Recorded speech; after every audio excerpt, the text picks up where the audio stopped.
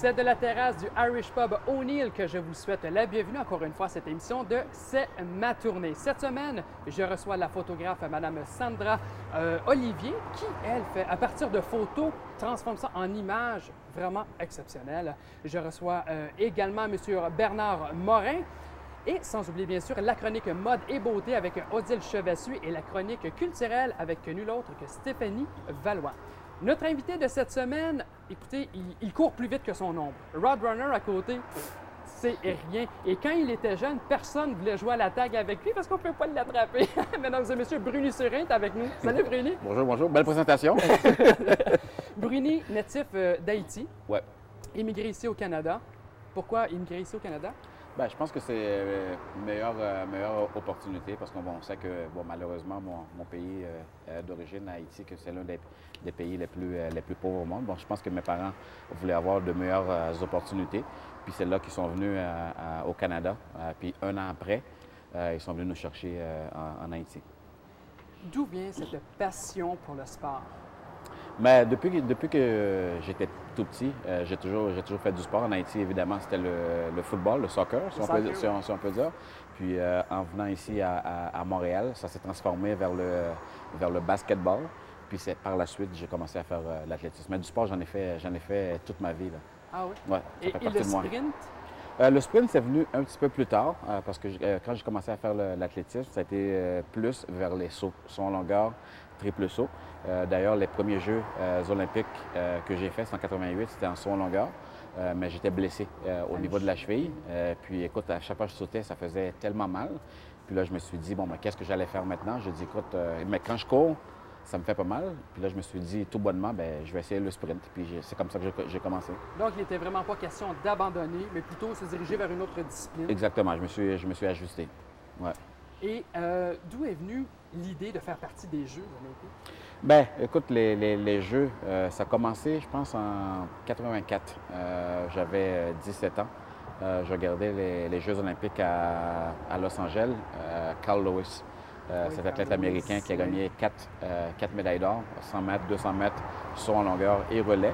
Puis pour moi, c'était instantanément, c'était devenu mon idole. Puis je me suis toujours dit que j'aimerais ça faire les épreuves que Carl a fait.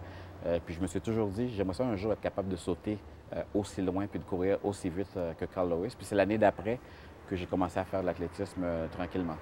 Et bon, est-ce que c'était déjà dans vous le fait de courir très vite ou c'est une technique qu'on apprend? Bien, je l'avais déjà naturellement. D'après les dires de ma mère, quand elle m'envoyait faire les commissions, c'était assez rapide. Quand je retournais à la maison, elle m'a dit, est-ce que tu as fait les commissions? Je dis, oui, c'est tout là. Elle n'en revenait pas. Je pense que ça fait vraiment partie de moi. Mais de là, aller aux Olympiques, ça prend beaucoup de travail. Parce que malheureusement, je vois beaucoup de jeunes aujourd'hui qui ont du talent, mais que l'éthique du travail n'est pas là. Fait que forcément, ça ne va pas ensemble. Il faut vraiment les deux. Puis moi, je travaillais avec acharnement. Puis écoute, je regardais juste récemment les entraînements, puis les camps d'entraînement que je faisais. Je me dis, j'étais vraiment concentré. Bien, justement, à quoi ressemble un entraînement avant d'aller aux Jeux olympiques? Mais c'est fou, hein? Il y a beaucoup d'entraînements quand on parle de pliométrie, quand on parle des entraînements de medicine ball.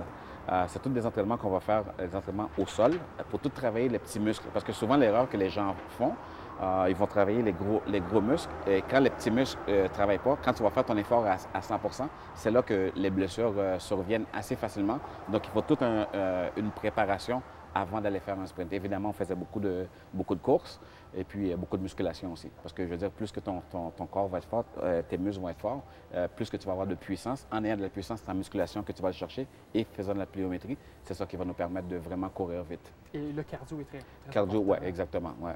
Et le sprint est une discipline quand même assez cruelle parce que vous pouvez vous déclasser en quelques dixièmes de seconde. Oui. Ah oui, c'est fou le sprint. Je veux dire, sur un 100 mètres, des fois, tu peux manquer ton départ, puis ça y est, c'est fini. Parce qu'il y a tellement de détails, il y a tellement de techniques aussi que tout est important. Parce que souvent, les gens vont me dire, ben, écoute, tu as un bon départ, ça va t'avantager. Oui, mais peut-être que l'autre, il a une meilleure accélération, donc lui, il va m'attraper vers la fin.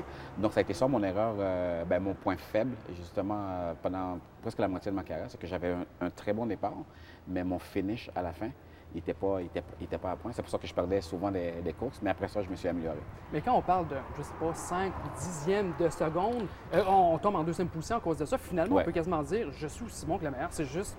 Exactement. Bien, souvent, ces athlètes-là aussi sont presque au même niveau. Mais souvent, quand je parlais tantôt d'éthique de travail, ça rentre en ligne de compte et beaucoup psychologique aussi. Parce que tu vas rencontrer beaucoup de sprinteurs en temps normal qui vont courir très vite, qui vont gagner des courses, qui vont même faire des records du monde parfois. Mais quand tu arrives dans un championnat, par exemple aux Olympiques, c'est tout un autre... parce qu'il y a plus d'attention qui est portée par ça. Les médias sont là. Puis dans un championnat aussi, tu as 4 courses à courir. Tu as quart de finale et tout. Puis ça, c'est toute la préparation que tu dois recommencer. Puis ça, c'est pas tout le monde qui est prêt psychologiquement à traverser ça. Et j'imagine que c'est de l'entraînement tous les jours, quasiment 12 heures par jour? Ah, c'est fou. L'entraînement, j'en faisais, c'était 5-6 heures par jour. Parce que souvent, les gens encore aujourd'hui, ils ont la perception que quand tu vois un sprinter, bon, ben, tu fais juste courir, tu mets tes souliers puis tu cours vite. Mais c'est vraiment pas ça.